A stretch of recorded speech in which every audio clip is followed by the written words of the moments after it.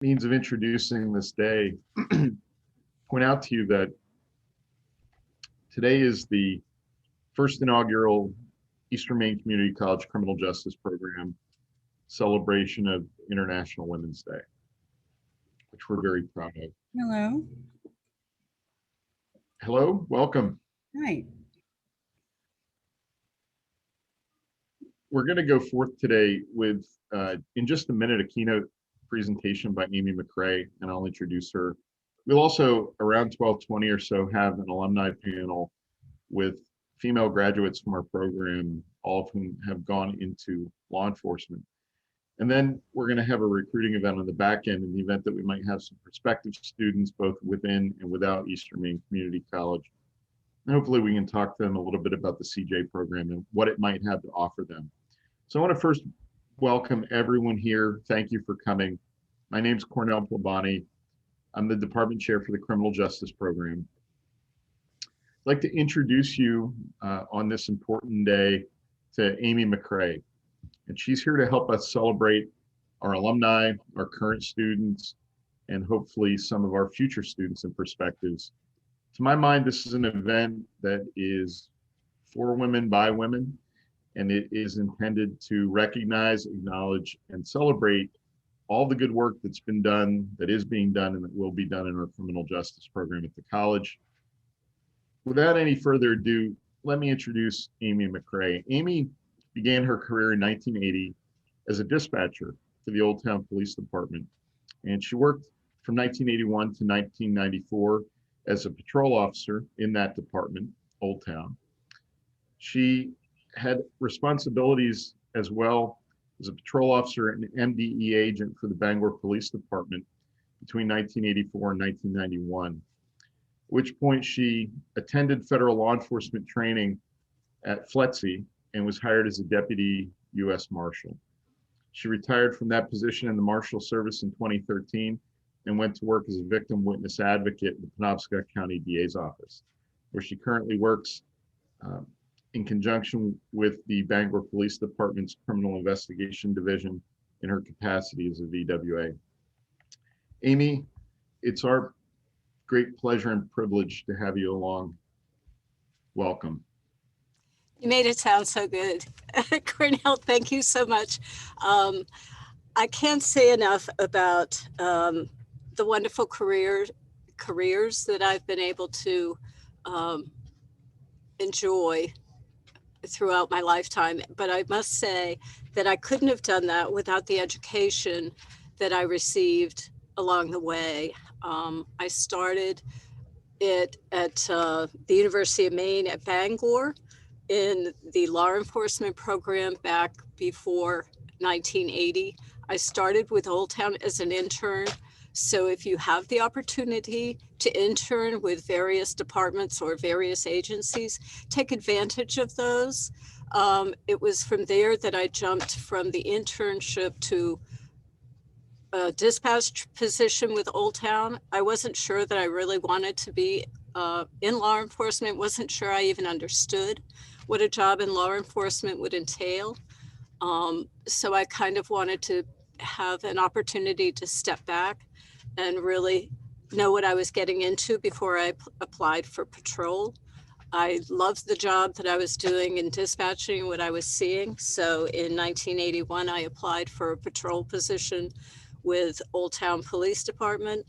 I was hired back then, and I'm not sure if it still works that way or not, but there were problems with getting into the academy right away. There were only so many positions that were available. So I was able to work a year on the road before I actually went to the academy. And I think that was a great background for me as well, to have that experience, to know what writing a summons was all about, what some of the charges were, knowing how to use some of the books, the Title 29, Title 17A, that sort of thing, before I actually got to the academy. So I think I had a heads up there, and would highly recommend any opportunity you have to get to know the position. I think all of you are doing that with the training that you're getting, the education that you're getting. I I was the first female patrol officer for Old Town.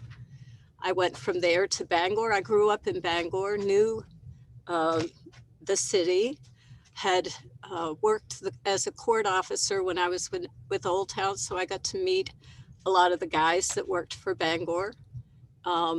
They had a position open. They recommended that I apply.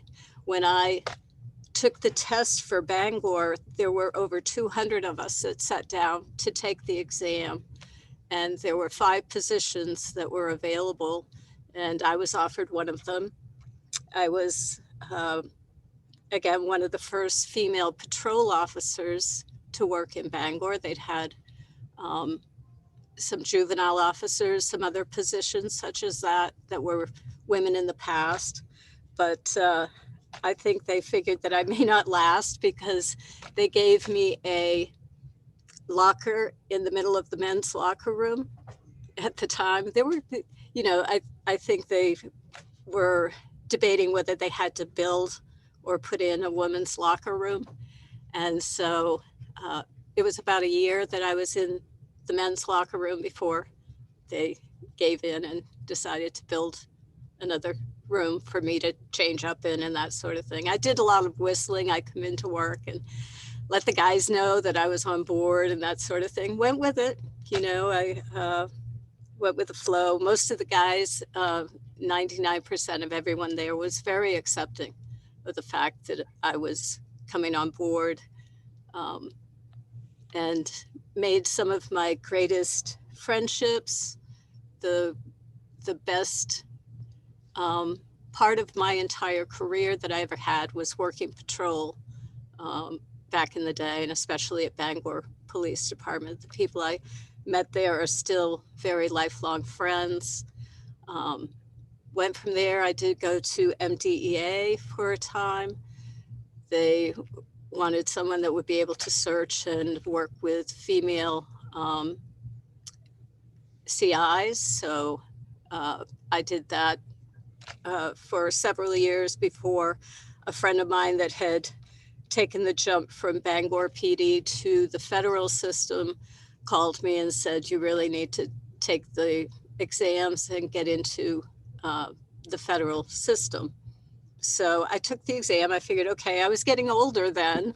They have an age limit in the federal system. So I figured, well, okay, if things work out and I am young enough to still accept the position, if I get hired, that'd be great. But I wanted to stay in Bangor, and it all seemed to work out that I turned, the age limit at the time was 35. I turned 35 at the Federal Law Enforcement Academy. They've since upped it to 37. So you have to do at least 20 years in the job. So we have a mandatory retirement in the federal system at 57 years. Had some great opportunities with my federal job, did a lot of traveling. Pay was wonderful. We were in a smaller office, so they needed us in larger offices. So almost every week, one of the deputy U.S. Marshals, either between here or Portland, was shipped out to one of the larger cities, whether it was New York City or Miami or some of the larger metropolitan areas, Washington, D.C. Had the fortunate experience of going to the Caribbean, where they would be doing high threat drug cases to assist. Usually managed to work that out. So it was like January or February that we'd be headed down south. And I just can't say enough about the wonderful experiences I was able to appreciate while I was with all of the jobs that I've been in. Each step seemed to be something that I was gaining so much for myself personally. I hope I gave back quite a bit, but at the same time, I was in Miami shortly after Hurricane Andrew. I was in Los Angeles right after the Rodney King riots. I was a big part, or I spent a good deal of time in New York City working the terrorist trials with the bombing of the World Trade Centers, the attacks on or the attempted attacks to blow up the tunnels. Again, did a lot of high threat drug trials in Washington, D.C. and Miami. Manuel Noriega's trial back ages ago in Miami. And really was able to use the education that I had. I, again, went back to school, received a criminal justice degree. Cornell was part of that back in the day. That was with Hutchinson. It was before Eastern Maine Community College had their criminal justice program. But I can't say enough about how much that will help you when you fill out an application. And if you do have an opportunity to intern somewhere, to really take advantage of that. Jenna, I know you did with our office at the DA's office. After I retired from the Marshal's service, I figured 57 was pretty young for me to retire. I wasn't ready to do that. Let me just check on the time and how I'm doing. So I went back to work as a victim witness advocate for the DA's office, kind of flipped it from one side of where I was arresting people for criminal charges to actually working with the victims to kind of see these cases in another light. Loved the work that I was doing there. And now I again decided, well, maybe I should step back and retire. So I stepped out of my position as a VWA and was asked to come back as a part-time VWA working directly with Bangor Police Department. I assist the Criminal Investigative Division with their domestic violence cases, as well as any sexual assaults or crimes against the person, kidnapping, criminal restraint, child abuse cases, so many of the problems that do involve victims of crimes. And can't say enough about how fortunate I've been to be able to experience that, but I owe it all to, I think, the education that I was able to receive and making myself hireable, if that's a word, to make my career what it is today. And I just want to say we're hiring a VWA at this time. We have a full-time position open in the DA's office. If you know someone that would like the opportunity to do that kind of work with the victims of crimes. I know you're all likely to go into law enforcement. And again, I can't say enough about what a wonderful career that is. But there are other avenues you can explore that may not necessarily be the one that you intended to when you started down this road. I went down many avenues that I never foresaw just by keeping my options open and listening to what friends had to offer and calling people and asking. So I think I'm getting close. Do you have any questions or anything you'd like to discuss or hear about? I can continue on if not. So everybody good? I have a question or two, Amy. Clearly, you've blazed some trails in your career as a Maine law enforcement officer. If you think to the students attending today, what's a piece of advice that you would give them? You've talked about the education and the interns. What advice would you give them in terms of the skills that they'll need to be sitting in your chair someday, coming back and sharing their wisdom with future peers? What would you tell them are the skills and abilities that they should have to be successful? Computer skills are vital. report writing is great, but I have to tell you the biggest success that I had, I think there were so many times when I was either at the academy or I was in a difficult position or kind of facing some frustrations in the job, because every job has them. I always went back the next day, and I went back the next day. I think at the academy, back in the day, this was in Waterville. That shows how old a lady I am. When I went to the Maine Criminal Justice Academy, it had a militaristic bend to it. I think it still does. They have you run in formation, and very much like joining the military. And you'd leave on Friday and think, oh, am I going back on Monday? Can I go back on Monday? You ladies that I can see, you're smiling, the ones that have been there. And it was like, there is no way I am not going back on Monday. And I'd show up on Monday. And it was the same with other things. There were inherent problems. A few people that would have preferred that I not continue in law enforcement. Of course, this was 1981, a few decades ago. I hope that things have changed considerably since then, but maybe not. There might be some that still have the attitude of, we'd prefer your job had gone to a male, maybe, or someone else that they would have preferred to see in that position. And you do the very best job you can. Sometimes I think you have to do more to be to get as much appreciation.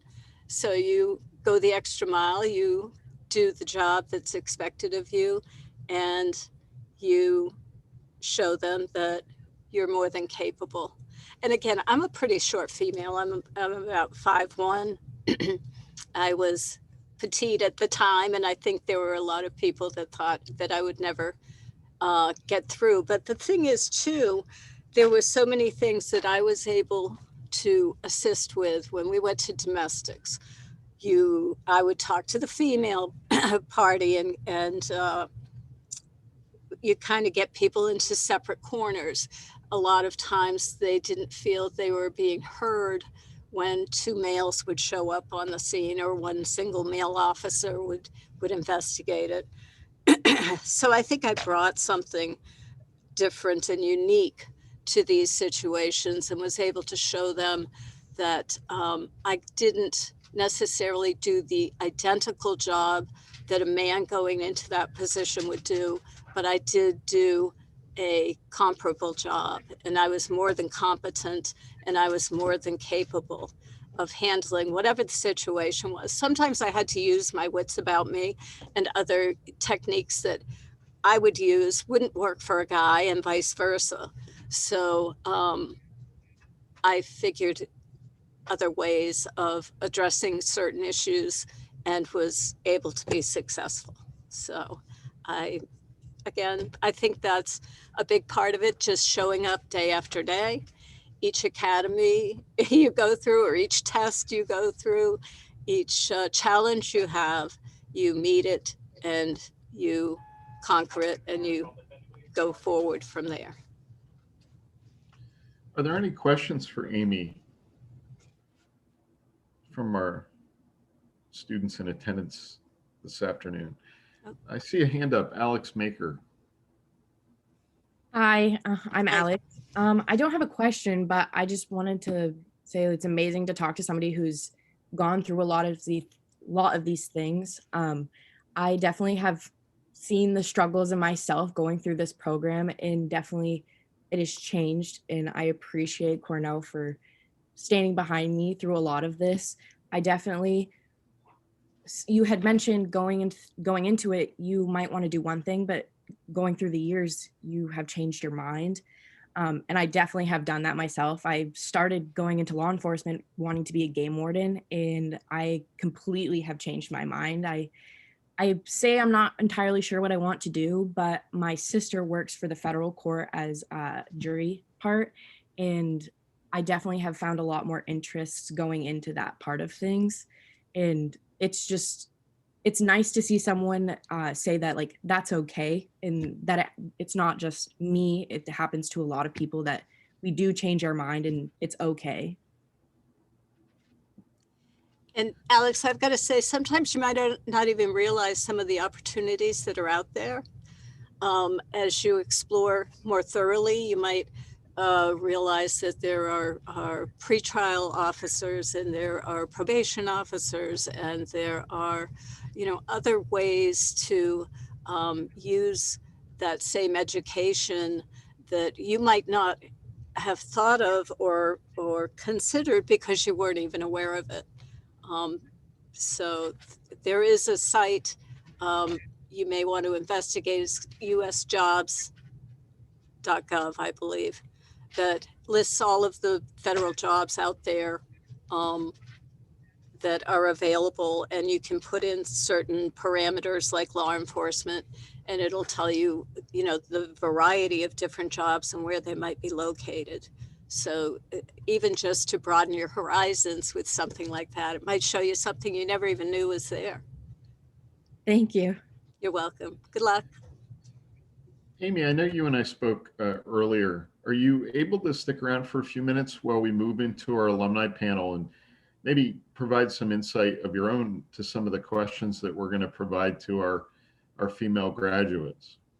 I'd love to, as long as I'm able, and I'll just mute myself, and I would love to hear the stories. And you ladies have done such a great job, and Cornelia, you've done a wonderful job in placing your people. That was something I never had the opportunity for. I kind of had to go, on my own and do that. But yeah, you guys have a wonderful school and a wonderful organization that's working for you. We appreciate that feedback. I will tell you at the outset of the alumni panel, and I hope that the students here in attendance from the past and currently know, I'm immensely proud of this program, and I'm proud of it because the students in it. And on a day like this, we get to celebrate some of those students. And I say to anyone who will listen, and Amy, you can testify because I've said it to you multiple times, the fact that we have allowed for an educational environment that translated into 6 females going into uniform in different agencies from this small community college CJ program. I don't have words to describe how proud I am that we've been able to do that. So having said that, I'd like to welcome our alumni panel. We have 5 of 6 students who graduated, including our very first female graduate to go into law enforcement, Officer James. I'd like to perhaps start with some introductions. If you can go around and introduce yourself to those who might not know you, talk about when you graduated from the program, what agency you work for, and how long have you been there. So maybe we can start with Courtney, and then we'll move around to others. My name's Courtney James. I graduated EMCC's program in May of 2016, and I've been with the Orono Police Department also since May of 2016. So it's coming up on 5 years, and I really enjoyed my time at EMCC and Orono. How about Sarah Hutchinson? Move to you next. My name's Sarah Hutchinson. I graduated in May of 2020, and I've been with VZPD since July, this past July. I was also a live-in fire student for VZ. I really enjoyed my time at VZ. I love the people I work for and with and the community that I work in, and I cannot say enough about this program. I actually just went to my former tech school this morning, and I was telling them about my experiences at Eastern Maine, and really encouraging them to explore Eastern Maine. And I really can't say enough about this program. It's taken me places I never thought it would when I first started. And there was a moment in time, I don't mind sharing this. She might not want me to share this, but there's a moment in time that I thought we were going to lose Hutchinson to the fire science program. And she probably wishes she had a dime for every time I told her that she belonged to the criminal justice program. She can take her detour, but she was eventually going to come back to where she belonged. And she did. And we're proud of it. And we're proud of the work she did with our colleagues over there, but we're glad that she came back to where she needed to be. Let's go over to Jenna Oppo. Hi, my name is Jenna Oppo. I graduated from Eastern Maine Community College in the summer of 2017, and I started working for Bangor that summer. So I've been with them going on 4 years this upcoming summer. I've really enjoyed my time both with my police department and when I was in college. I feel like I really learned a lot, and it helped me be prepared for my career. And it's cool now because I'm seeing new graduates finishing up with the program and coming to work alongside me, which is really awesome to see. Because when I first worked for Bangor, I didn't have anyone from the college that had worked with me yet. And now we're seeing some people that are graduating from EMCC and coming to work with us, which is really awesome as well. Now, is it fair to say that Officer James would know someone that's important to you in your life? Yeah, that's fair.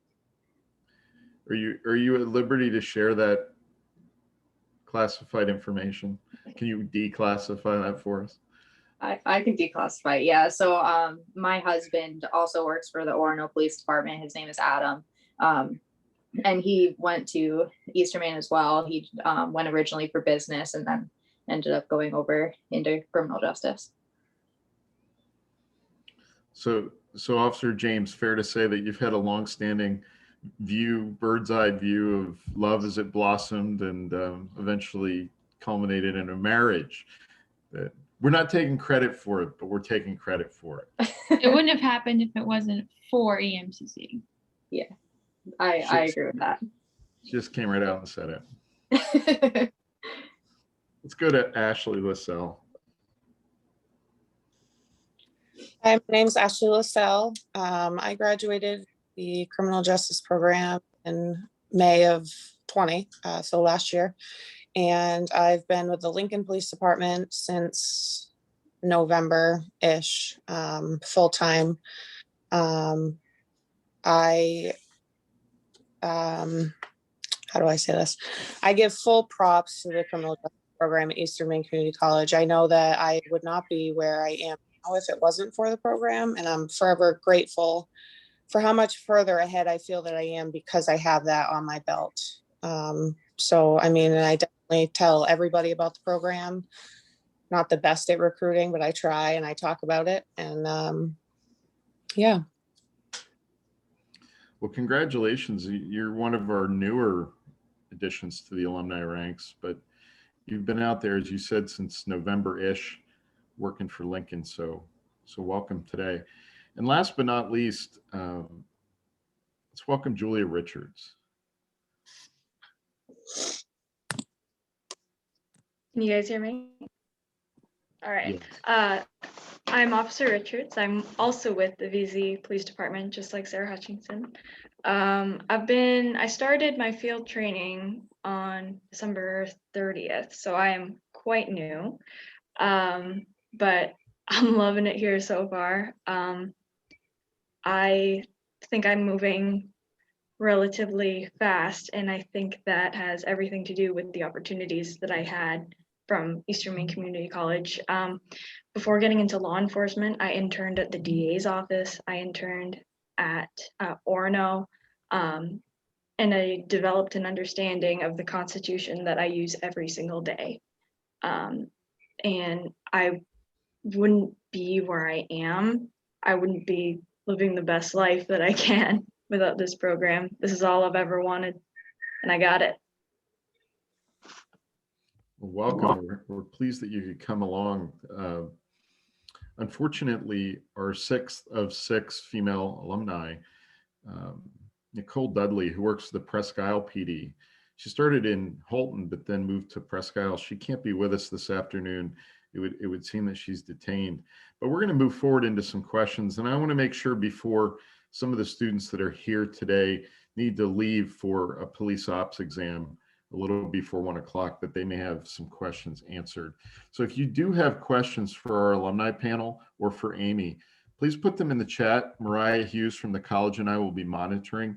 We want to make sure you get your questions answered in and throughout some of the questions that I've prepared. So ladies, I'll open this up to the panel and you can answer if you'd like.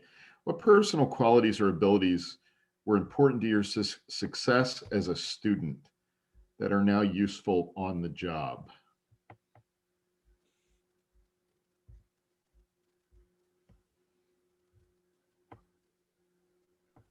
I don't mind going first if we need to break the seal.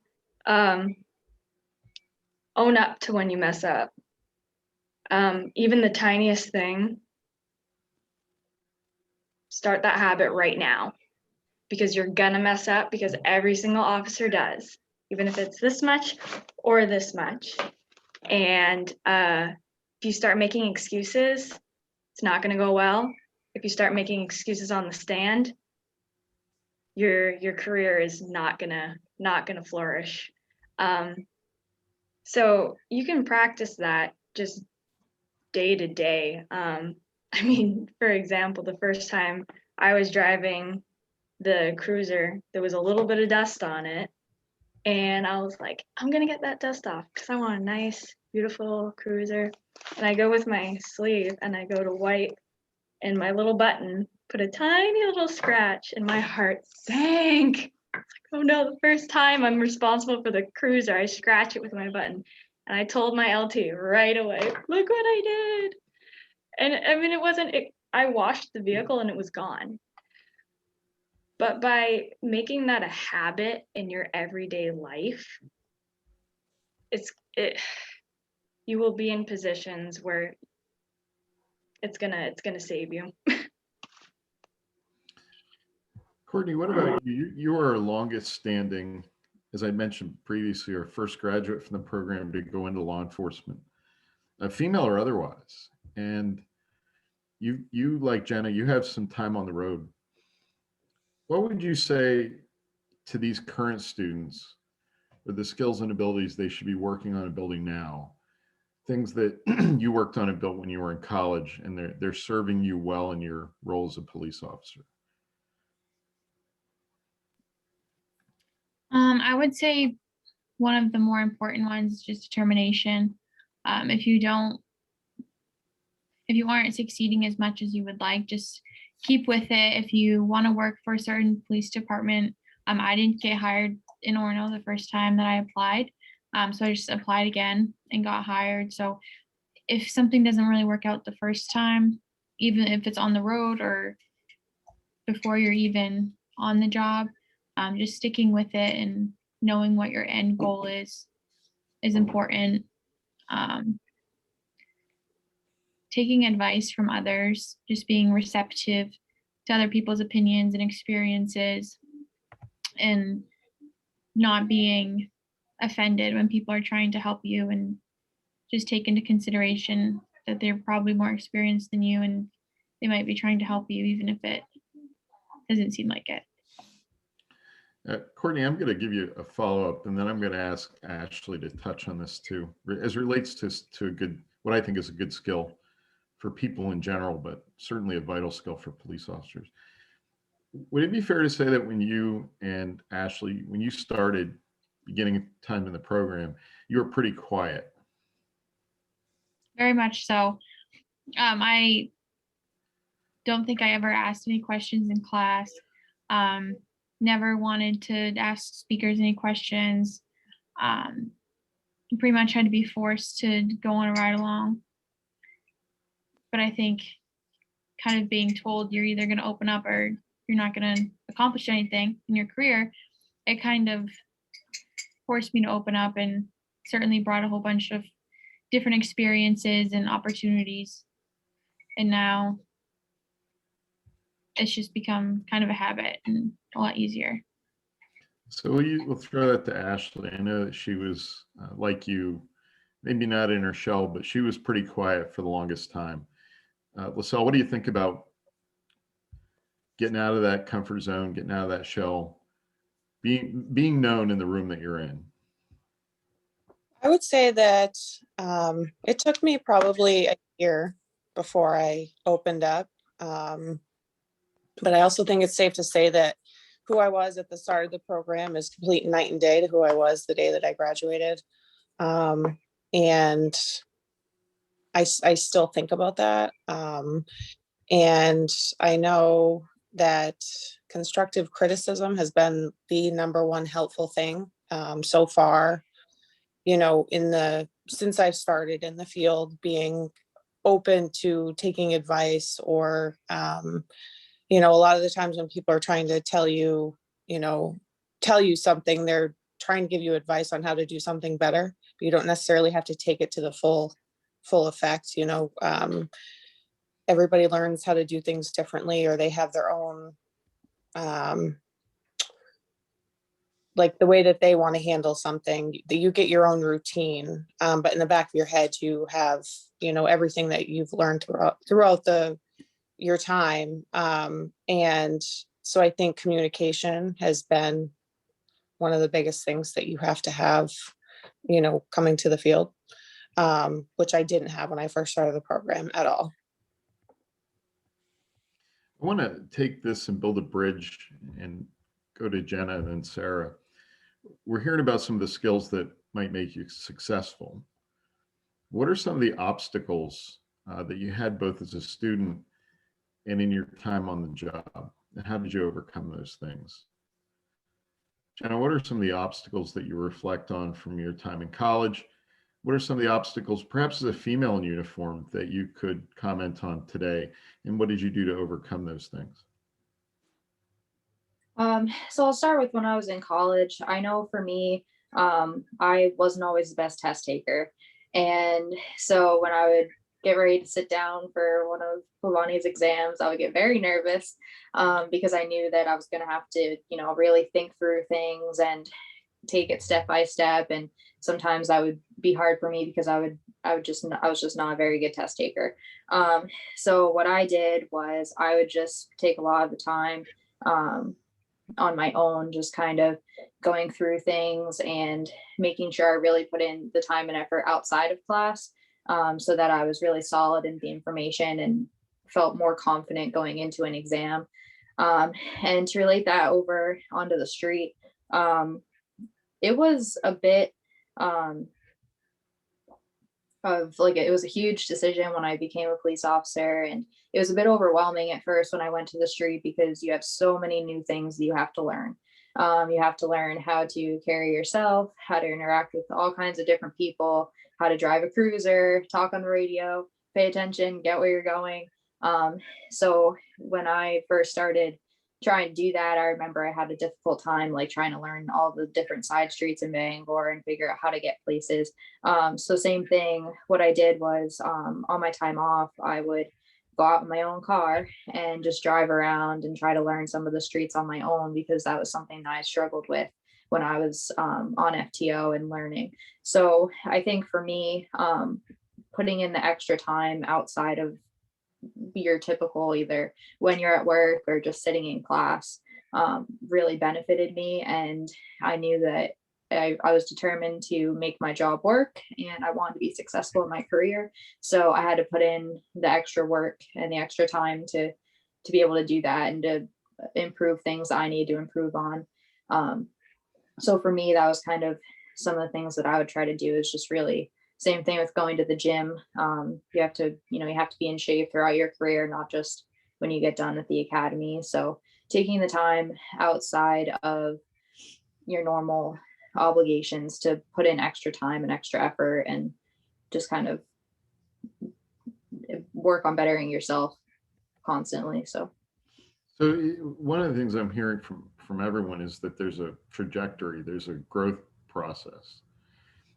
And that part of that growth process is that you have to have the initiative to seek out what you need.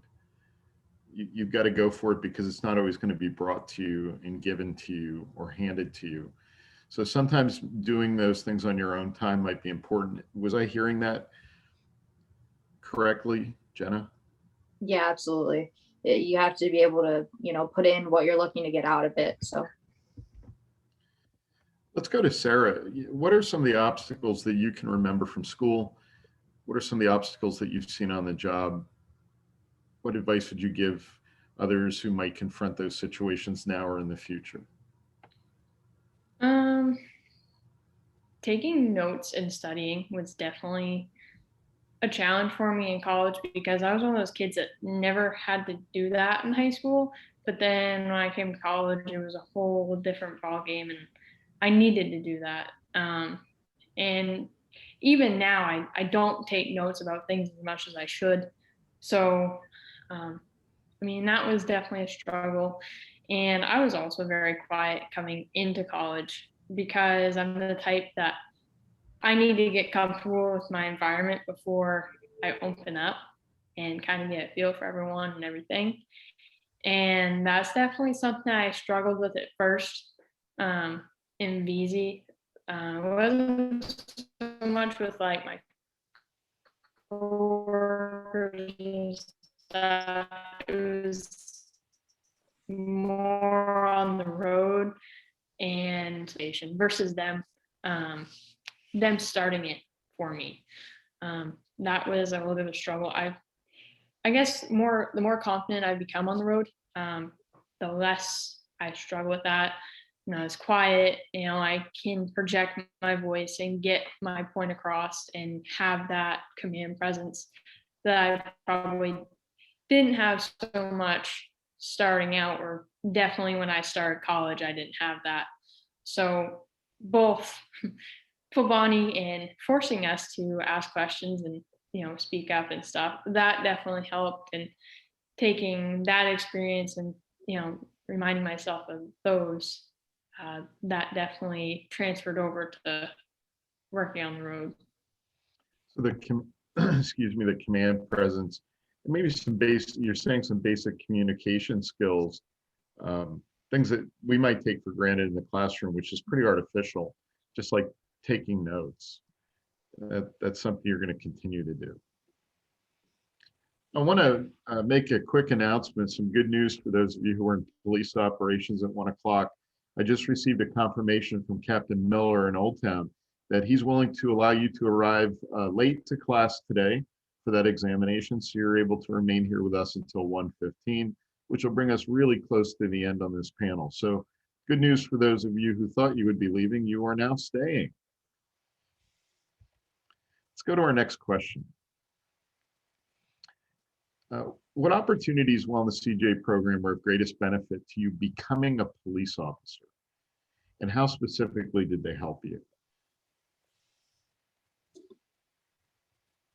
I'll speak on that one and say the opportunity, everybody that you get to meet. You get to meet people from all different agencies, departments, field and law enforcement, and you can take it with a grain of salt. I know not everybody would jump on the opportunity to meet, everybody that you can, but it certainly benefits you in the long run. I'm seeing that now, and I'm only, I'm coming on my 5 months in, and I can use Detective Flag as a good example of that. I've had people reach out to me that apparently Detective Flag has spoke about me too, that I don't even know. And I think that it's widened your range on what you're able to do just off that alone.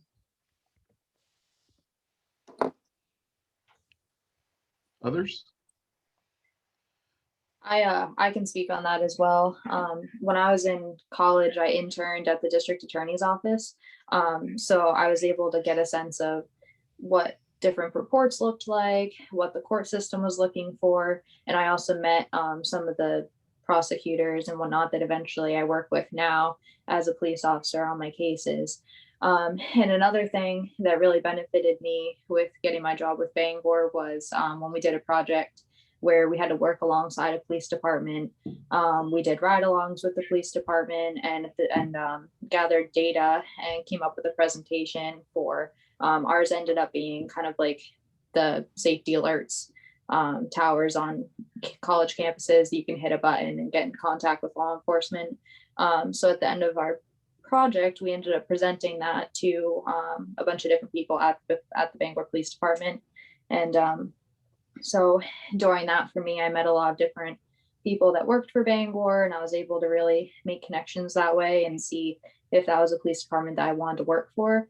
And during my ride along portion, I also met another female officer that was already working for Bangor for a couple of years. And she was a very good mentor to me and helped me kind of learn more about the career and see if it was something for me.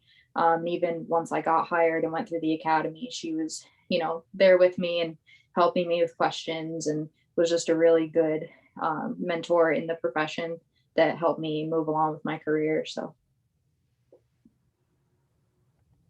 And like Jenna said, my same project was with Orno, that I had to do ride-alongs and gather data on different crimes in different parts of the town. And throughout all of the ride-alongs, I definitely kind of gained a different perspective on the Orno Police Department. And I had never been interested. I didn't think I wanted to work there at first, but being exposed and learning so much about it changed my mind.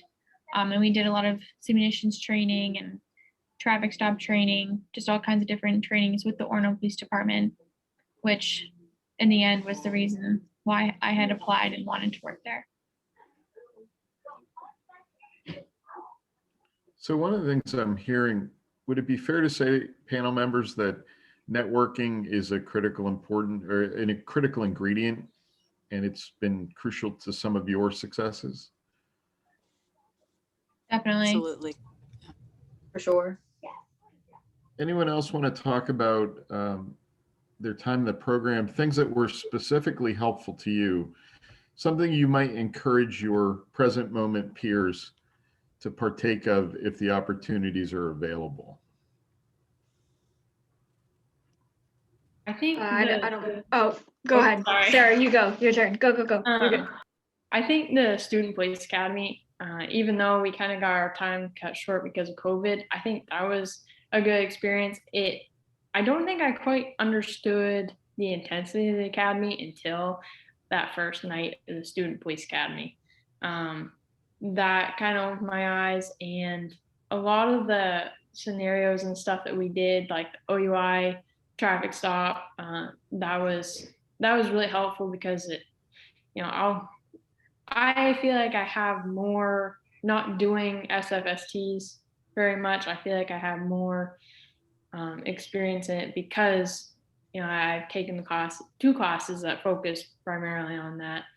And I have to agree with Courtney and Jenna, the criminology project where you were assigned a police department, that really got my foot in the door with VZ. That's how I ended up being a living student, because Sergeant Fazell, the sergeant at the time, he's like, you should apply for the live-in position. You can do ride-alongs, get your foot in the door. Then we'll talk about, you starting the LEPS program. We'll sponsor you. So that's how I got to VZ.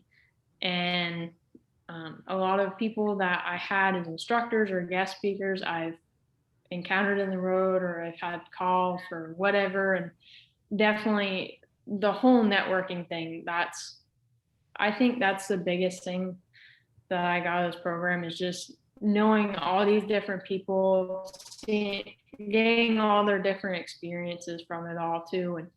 And honestly, learning from their stories and what they have to tell. Just before we go to Julia, show of hands from the panel members, the 5 of you here, how many of you went through our Student Police Academy? So all of you, every single one of you. We're seeing that there is a correlation between those faculty nominated SPA cadets and employment. We're seeing that there is a significant correlation. Probably 70 or 80% of SPA students are hired before they graduate or shortly thereafter. And I think this discussion is somewhat testament to that. Julia, let me turn back to you. If you have the opportunity to spend any face time with any department, do it. Because not every department is the same. Not every department has the same culture. Not every department has the same way that they see their command staff. And not every department polices the same way. One thing I absolutely love about my department at VZ is the focus on community policing. And that's just my style. I love to talk to people, I love to get to know everyone. And had I not spent, I think I've spent significant time with 6 different police departments, riding, doing different stuff, just getting to know everybody. And I think that I actually found the place where I'd like to spend my entire career. So get to know as many different places as you can, because you might find one that's a perfect fit.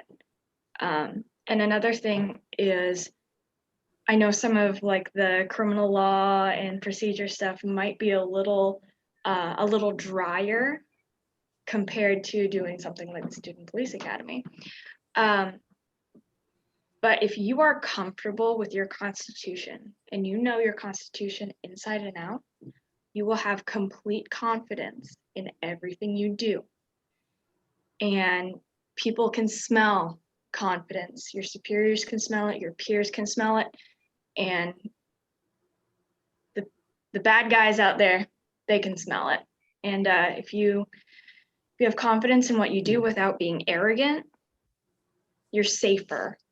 Not only like physically safer, but you're going to be safer on the stand, because if a defense attorney knows that, okay, this person writes really good reports, this person is really transparent on the stand, this person doesn't make excuses for themselves, just all that kind of stuff. A lot of times they're going to see your case come across their desk and they're going to say, you're going to want to plea this one out, dude, because this officer is sharp.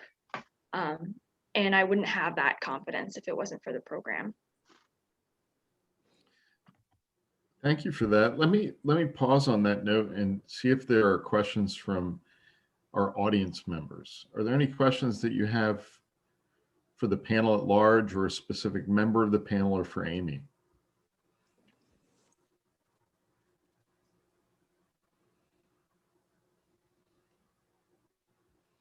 Becca Peters, you must surely have a question, having gone through oral boards just last week.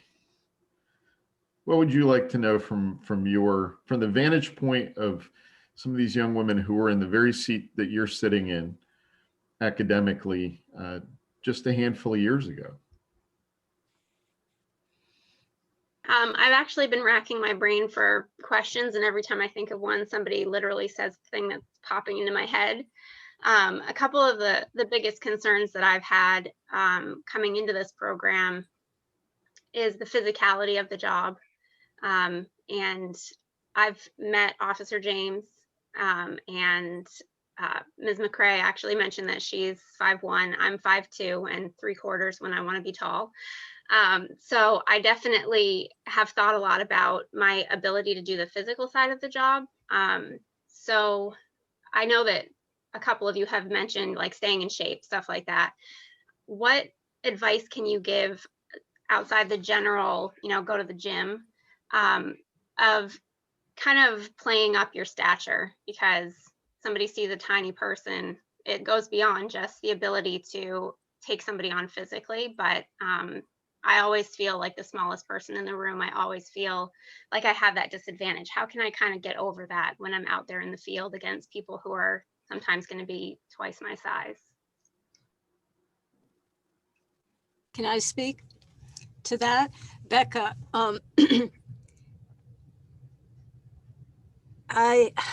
as I said, I'm small in stature. I think that people underestimate sometimes, and that always works to my advantage. I use my brain. I don't take a lot of flack from people. I remain poised. I don't get upset. I think I jump in with both feet into situations that if a guy that was 6'6" and weighed 240 did the same thing, would automatically, they'd end up with an aggressive response. But I can deal with the situation.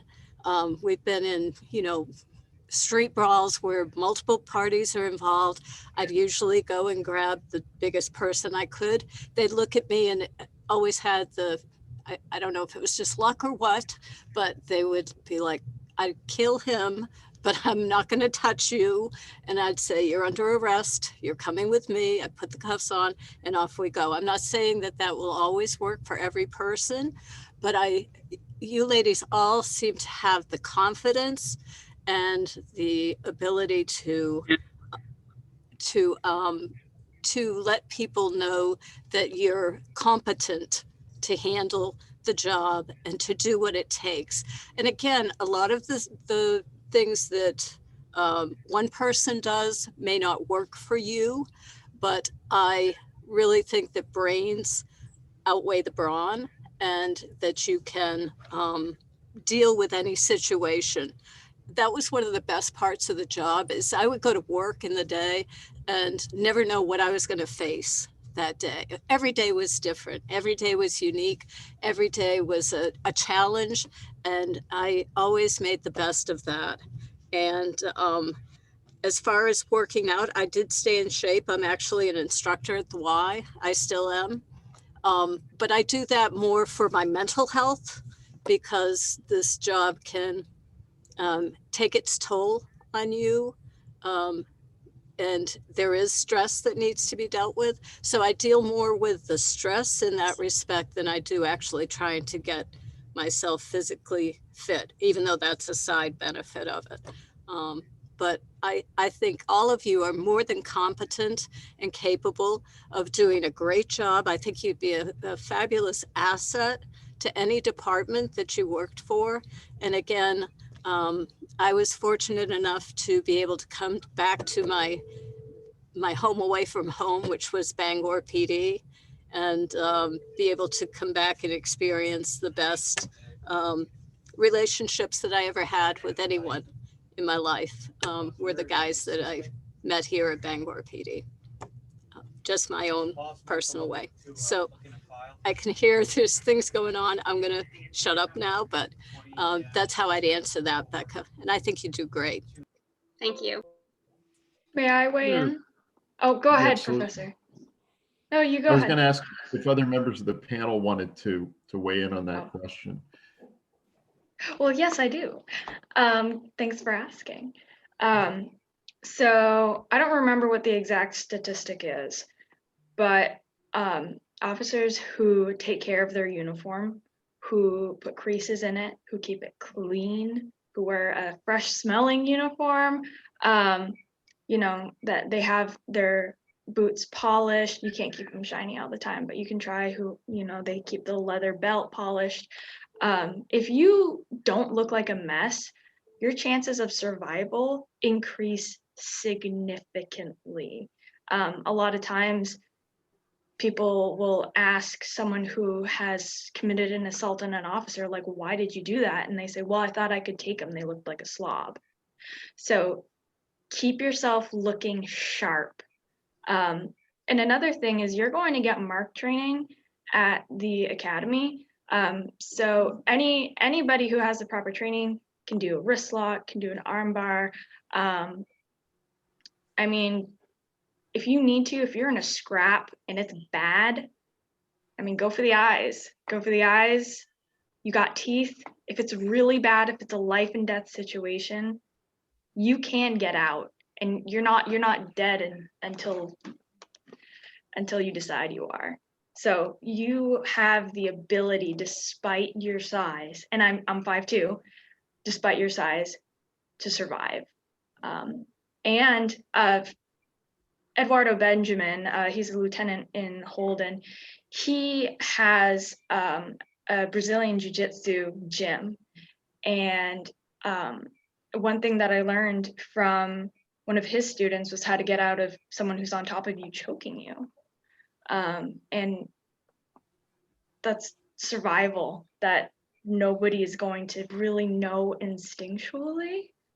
So if you have the budget or the opportunity to go outside of MARC training and actually get martial arts training, do it. I want to use that as a segue. It's about 2 minutes past 1. Now we're going to lose some of you in about 10 minutes. I want to move to another question, which I think would be important because it's going to give some insights to our students, whether they want to go into law enforcement or not. Like Alex Maker had said, she has changed her mind and she might change it again, and that's okay. I want to talk about interviews and oral boards. And obviously, sometimes you have a panel interview in the form of an oral board. Sometimes you'll be handling one-on-one interviews with a chief or someone who's going to be sizing you up for a good fit for a job. I'll go over to Jenna and then maybe Courtney. What are some pointers that you would give your female peers who are going forth and they'll be interviewing soon? Sure. So one of the most important things that I think helped me be prepared for my oral boards was to research the police department that you're applying to before you get there for your oral board. You don't want to go in and they'll ask you, a basic question about why you want to work for that police department or who the chief is. And there are some people that, may not know who the chief is of the department that they're applying for, or simple things like that. It's been mentioned before that there are a lot of different police departments to work for in the area. So I think something that is important that, we look for when you're on the other side of the oral board, but also going into it, is you want to know what type of agency you're applying for and why you think that you would fit well into that department. So for me with Bangor, when I first applied, I looked at some of the specialties that they offered. They have their own criminal investigation division. I'm an evidence tech now, which I really enjoy doing. So I just would try to know about the police department and be prepared in that way, and why you think that you would fit in well with their agency. Courtney? I would agree with everything Jenna said. For me, I think my biggest struggle was confidence. I don't think I was prepared for my first oral board at all. It was awful. I didn't know what to expect. I didn't know what to do when I went in there. I think looking professional is probably one of the most important, because that's the first opinion that anyone's going to make about you. So if you look like a slob, you might not make it past that oral board.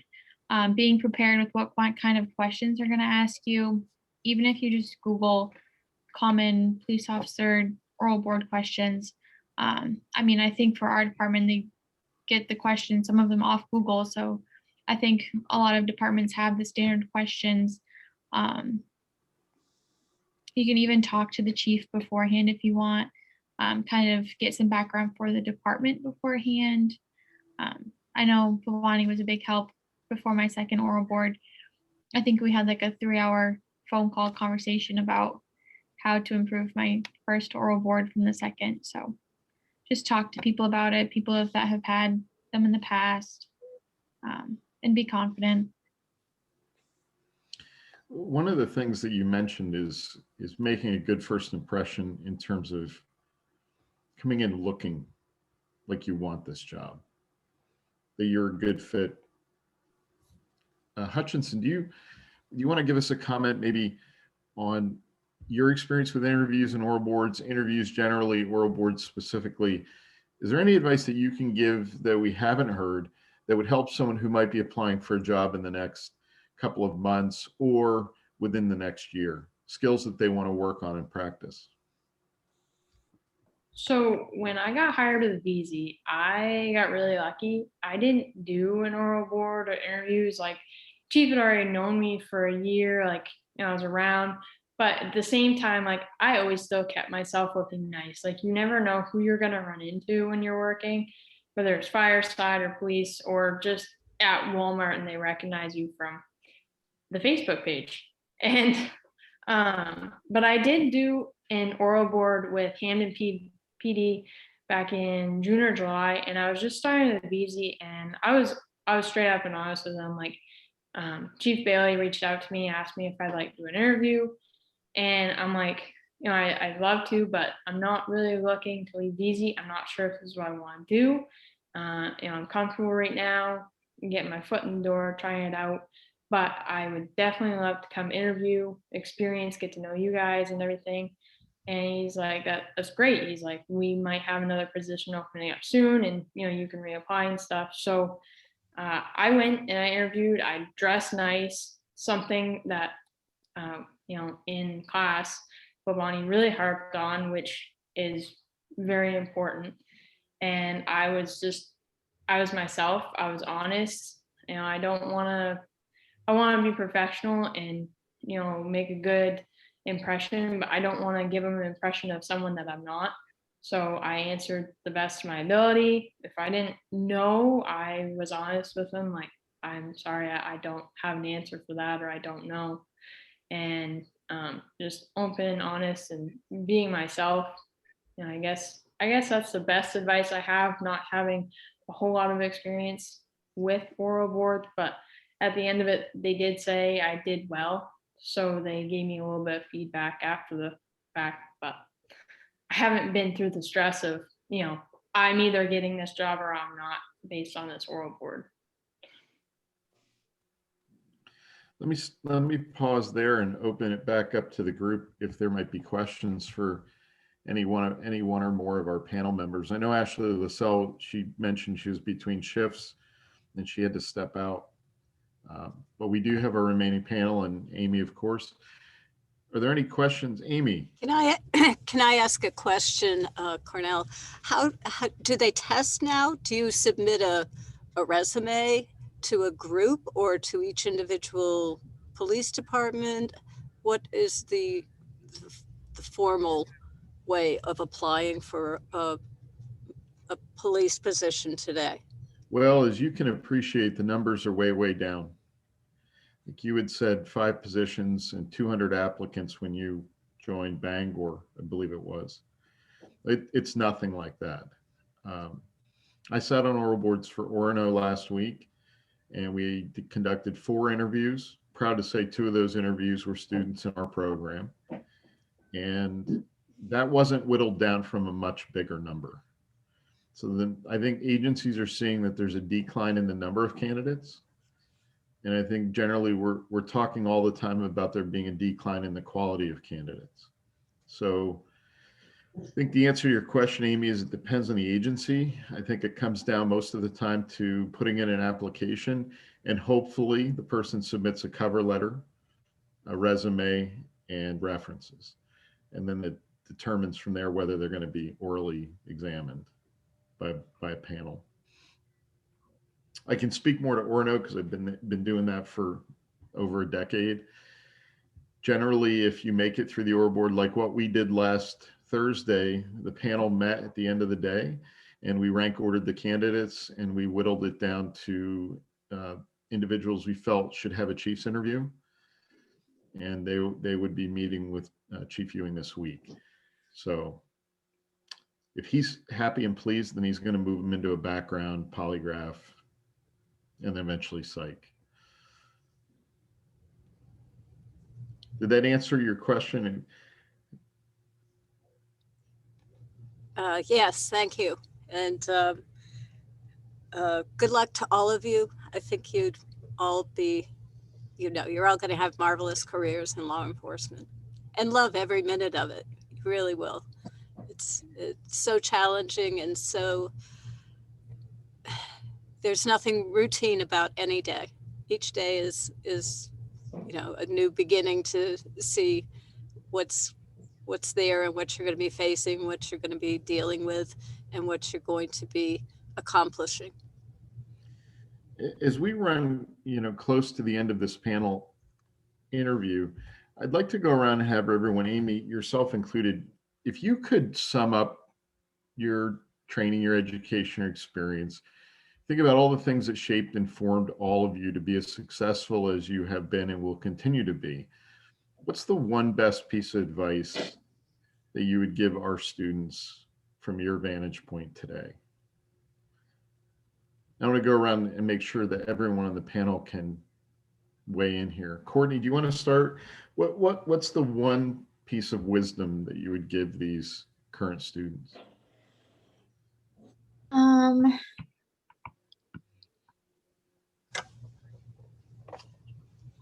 I would say take advantage of all the opportunities that you're given in college. I know college can be stressful and busy, and any free time you have, you want to go home and visit family or whatever. But I would just say take that time, go to all the Zoom meetings if that's what you have now, meet all the speakers, go to everything that you can, meet everyone that you can, because it'll pay off in the end, and then you'll have that more free time and the job that you were after.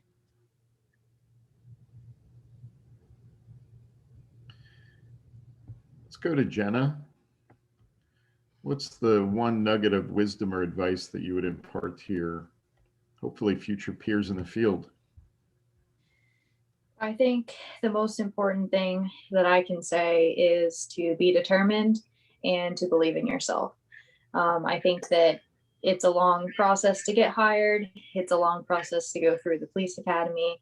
And I've been there with the concerns that some people did voice today about size or your ability to do certain things in the job. And I think that if you need to be the one that believes in yourself first. And when you're confident and you put in the work, other people will follow suit and they'll start to, believe in you and think that you can be successful as well. I think that it takes a lot of hard work. The job can be a bit stressful. But if you really are willing to put in your all and, back yourself up and put in the work that you need, I think that that's really the biggest thing, is not to give up. To always, keep pushing and to believe in yourself that you're going to get there too. Sarah Hutchinson, what's the advice that you would give these current students, hopefully your peers in the future? Other than what Courtney and Jenna just said, I guess I could say have an open mind when it comes to those opportunities. I never thought I'd be working for the little old VZ, both fire and police side. I didn't, when I was in high school, I'm like, I'm going to go to a big agency. I'm going to do this. I'm going to do that. I'm going to go to a big college. Never thought I would go to a community college, be a fire science live in a fire station for a year, and then work for a little tiny town that's only 4 miles. But it all turned out to be the biggest blessing in disguise. So, if it wasn't for keeping an open mind to those opportunities, I wouldn't be where I'm at today. So I guess that's what I'm keeping in mind as I continue. I know that some of you are going to need to leave to take an exam. Obviously, we're recording this event today, so we want to make sure we continue to answer these questions, because we will try to make it available to those who had to leave so they can take a peek at what they missed. Let's move to Julia, and then we'll end where we began today, which is Amy giving her nugget of wisdom, that piece of advice that you wish everyone could adhere to. So we'll go to Julia and then we'll come to Amy. Take initiative in everything that you do, because your superiors will notice and your peers will notice. When you're in a police department, you're going to be spending a lot of hours here, especially when you first start out. Do things without people asking you. If you see that the trash is getting a little bit full, take it out.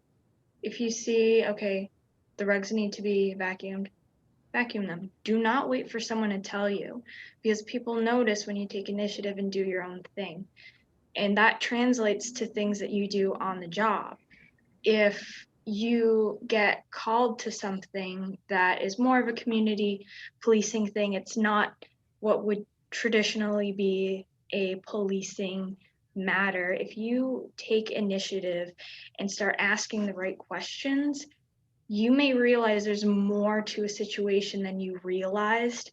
There was a great example of that. One thing that we do is we just check on different businesses and talk to the people who own them, the people who work there, just to develop a relationship. And there's one business person who's been in town for 30 years.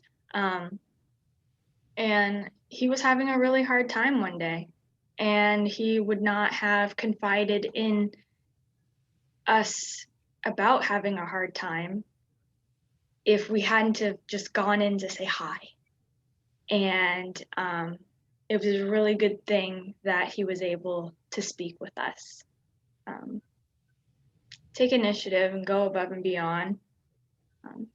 People notice. That's what I got. Thank you for that.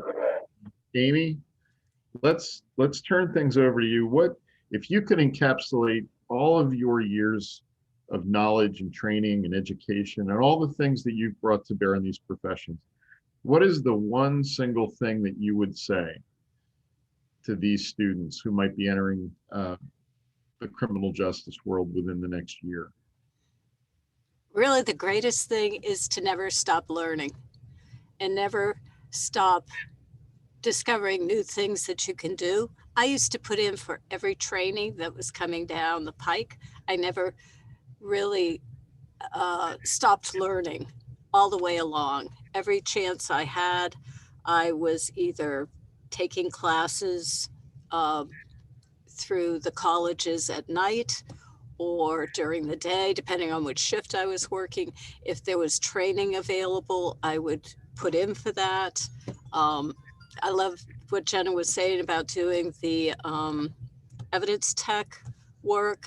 I would have been great with that. Always wanted to do arson training, never got that opportunity, but and just if you see an internship, apply for it.